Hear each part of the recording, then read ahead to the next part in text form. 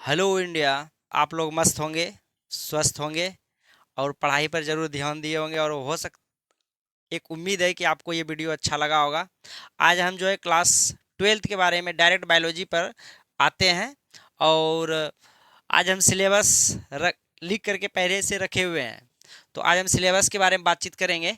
Reproduction यानी कि जो स्टार्टिंग का जो यूनिट है स्टार्ट का, तो वो आपका क्या है? रिप्रोडक्शन।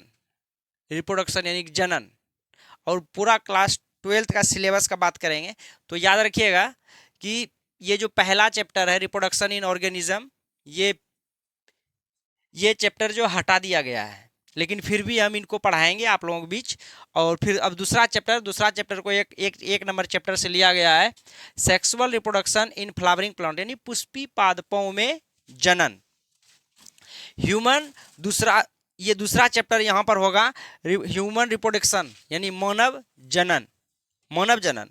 उसके बाद रिप्रोडक्टिव हेल्थ यानी कि पहले जो बुक में था वो था चौथा चैप्टर में, फोर्थ चैप्टर में था रिप्रोडक्टिव हेल्थ। Reproductive health. तो उसके बाद यूनिट टू में जेनेटिक्स। ये यूनिट 2 में आपका क्या हो जाएगा? जेनेटिक्स। जेनेटिक्स मतलब अनुवांशिकी। अनुवांशिकी ये आपका छूट गया था, ठीक है।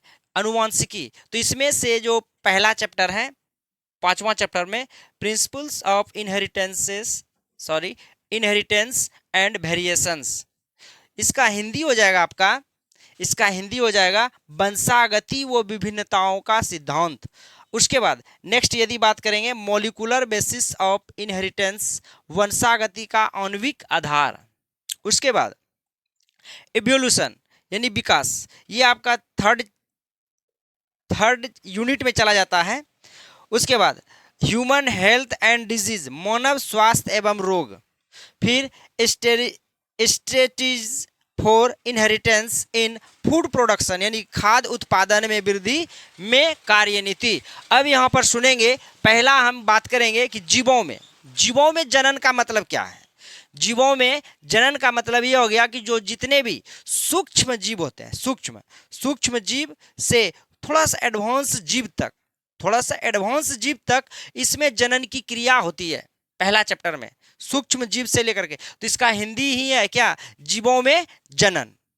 तो जनन तो आप लोग समझते हैं। पहली बात हम लोग जानेंगे क्या जनन किसको कहते हैं। तो जनन के बारे में थोड़ा सा हम परिभाषा यदि क्लियर करें, डिफिनेशन क्लियर करें, तो वैसी जैविक प्रक्रिया जिसके द्वारा जीव अपने जैसे संतति को जन्म देकर अपनी जाति की संख्या में वृद्धि करता है, इसको हम क्या कहते हैं? जनन कहते हैं। क्या कहते हैं? जनन कहते हैं। तो क्या सिर्फ जीवों में ही जनन होता है? पेड़ पौधों में भी तो जनन की क्रियाएं होती है। पेड़ पौधों में भी क्या होती है? जनन की क्रियाएं होती है। तो पेड़ पौधों में कई तरीके से जनन होता है, जो कि पेड़ पौधों में क्या होता है? पुष्पी भाग क्या होता है? जनन में भाग लेते हैं। यदि कोई बच्चे के मन में ऐसा क्वेश्चन उठता होगा, सर कैसे आप बोल सकते हैं कि पौधों में भी जनन होता है? तो पौधों में बहुत तरह से जनन होता है, एक नेचुरली और एक आर्टिफिशियल। तो जनन भाग के रूप में क्या होता है? पुष्प होते हैं। जननिक भाग उनका क्या होता है? जनन।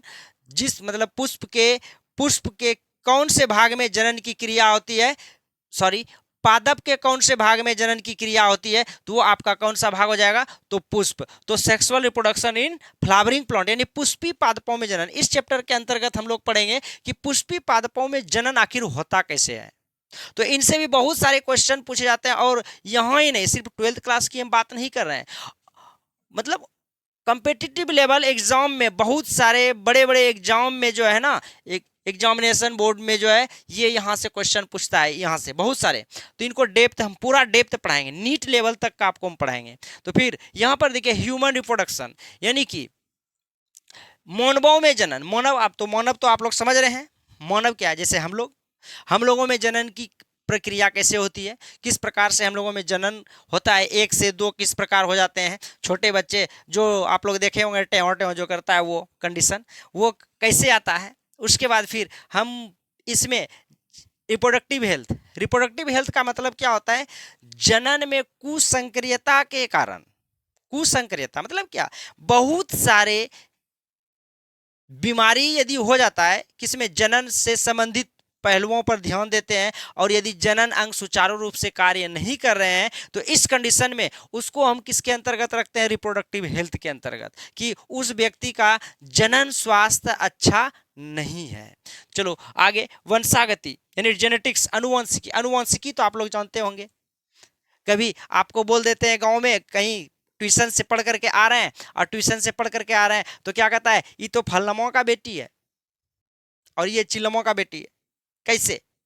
उनका नौक पवन से मिलता है। अब जैसे कि आप एक एक ले ले, क्या ऐश्वर्या राय की आंख अभी उनकी बेटी यदि उस तरह से है तो जरूर बोलेंगे ऐश्वर्या राय से जो है ना उनकी बेटी का आंख मिलता है। बहुत सारे, जैसे कभी मोनालिसा, मोनालिसा का आंख किनसे मिलता है, तो ऐश्वर्या राय से। बहुत लोग, हम लोग कमेंट में भी देखे इस तरह का कमेंट्स बहुत आए थे। यहीं पर, यहाँ पर क्या है, जब एक बच्चे का उनकी मां से कुछ अंश मिलता है तो वो क्या है, जेनेटिक्स है। कुछ अंश नहीं बल्कि बहुत सारे अंश मिलते हैं, जैसे कि प्रारूपिक रूप से, जैसे चेहरा देखने पर ऊपर से मिल रहे हैं तो वो जेनेटिक्स है। यदि आंतरिक रूप से भी कुछ गुण ऐसे होते हैं जो कि वो व्यवहार में आता है, व्यवहार में आने के बाद ही पता चलता है। क्या अपने घरों में हम लोगों को ही मम्मी पापा बोल देते थे, मम्मी बोल देते थे कि ये जो है अपने बाप पर गया है, भितरवा लक्षण क्या है, बाप वाला है। कभी पापा जी बोल देते थे कि इसके अंदर जो है ना कुछ ऐसे लक्षण है कि मम्मी का है, तो वो क्या है, जेनेटिक्स है।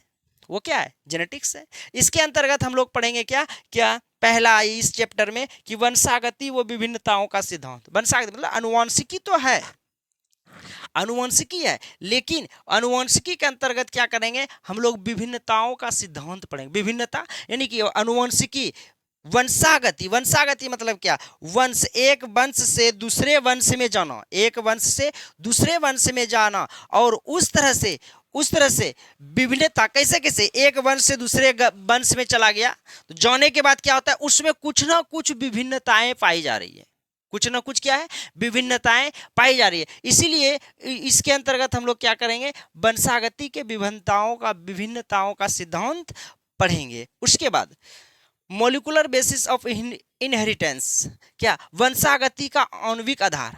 आखिर कभी ये सोचे आप लोग क्या कि वो आणविक आधार जो माना गया है, आखिर इनका आधार क्या है, आखिर आधार क्या है जो कि एक से दूसरे में ये गुण जा रहा है। ये उनका नौक जो है उनके नौक से मिल रहा है, पिता का नौक बच्चे से मिल रहा है, या मम्मी का नौक उनके बच्चे से मिल रहा है, आखिर क्यों। तो यहीं पर क्या, उसके अंतर्गत हम लोग पढ़ेंगे ये इस चैप्टर के अंतर्गत कि आखिरकार इसका आधार क्या है, आधार। तो इसके अंतर्गत हम लोग पढ़ेंगे। फिर उसके बाद हम चलेंगे क्या, तीसरा यूनिट में, विकास में, इवोल्यूशन में। विकास क्या, हम लोग आज जो इस तरह से एकदम खलीफा की तरह खड़े हैं, इस तरह से एकदम जंप करके कस करके, कैसे खड़े हैं, क्या हमारी जो उत्पत्ति इसी प्रकार से हुई? नहीं, हमारी उत्पत्ति जो है ना कितने संघर्षों के बाद। पहले लोग क्या थे, एक मतलब कुछ विकसित था ही नहीं, बंदर से भी खत्म थे। तो धीरे धीरे क्या है, पहले झुक करके चलते थे, चार पैर पर चलते थे, मतलब एक आगे वाला हाथ हम लोगों का पैर में के रूप में कन्वर्ट था। लेकिन अभी क्या है, अभी आपका हम लोग क्या है, दो पैर और एक हाथ पर है। तो ये इस तरह से खड़ा होने की स्थिति में ये आज एक ही दिन में ऐसा नहीं हुआ, वो कितना वर्ष समय लग गया, कितना करोड़ों वर्ष लग गया। उसी को हम लोग क्या कहते हैं, तो इसके अंतर्गत में विकास कहते हैं। समझ में आया कि नहीं, कमेंट जरूर कीजिएगा। फिर से ह्यूमन हेल्थ एंड डिजीज, इसी के अंतर्गत हम लोग जो है नेक्स्ट चैप्टर पढ़ेंगे क्या, मानव स्वास्थ्य एवं रोग। मानव तो हैं हम लोग, लेकिन क्या आज आए दिन विभिन्न प्रकार की बीमारियां हो रही है। बीमारियां क्या है, मानव है तो मानव के अंदर बहुत सारे क्या है, रोग भी हैं। तो हम इनके बारे में इस चैप्टर के अंतर्गत में क्या पढ़ेंगे, रोग के बारे में, डिजीज की, मानव के अंदर कौन कौन से डिजीज होते हैं। उसके बाद नेक्स्ट चैप्टर में पढ़ेंगे strategies for enhancement in for sorry in food production, यानी कि यहाँ पर समझेंगे क्या कि खाद्य उत्पादन में वृद्धि में कार्यनीति। कहने का मतलब क्या, इस चैप्टर के अंतर्गत में खाद्य उत्पादन, खाद्य मतलब समझ रहे हैं ना, वो वाला खाद नहीं जो कि खेतों में डाला जाता है, जो वृक्ष के नीचे डाला था, नहीं, वो क्या, भोजन जो हम लोग खाते हैं वो भोजन। तो उनके उत्पादन में वृद्धि में कार्यनीति, कि आखिर उनका उत्पादन अधिक से अधिक कैसे बढ़ाया जाए, अधिक से अधिक कैसे बढ़ाया जाए, और उसी के अंतर्गत हम लोग क्या करेंगे, कार्यनीति मतलब कुछ कार्य की नीति अपनाएंगे जिससे कि फूड प्रोडक्शन का लेवल बढ़े, फूड फूड प्रोडक्शन का लेवल बढ़े। तो उसके बाद हम इसके आगे जो है 10वां और 16 तक अभी जस्ट हम तुरंत चर्चा करेंगे। आप स्क्रीनशॉट लीजिएगा, हम आपको समय दे रहे हैं और स्क्रीनशॉट ले लीजिए, हम थोड़ा सा साइड हो रहे हैं, स्क्रीनशॉट ले लीजिए। उसके बाद फिर हम अगले स्लाइड में अभी देख रहे हैं। तो हम लोग 10वां चैप्टर का बात करेंगे।